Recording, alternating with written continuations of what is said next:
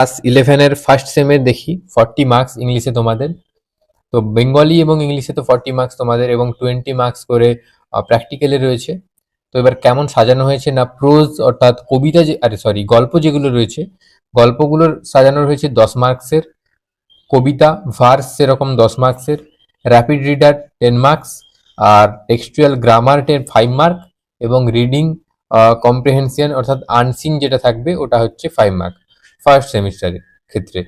First সেমিস্টারে যে সমস্ত বিষয়গুলো তোমাদের রয়েছে ওটা হচ্ছে টপিক টপিক অনুসারে বলছি। টপিক 1-এ রয়েছে তোমার an astrologer's day by R K Narayan.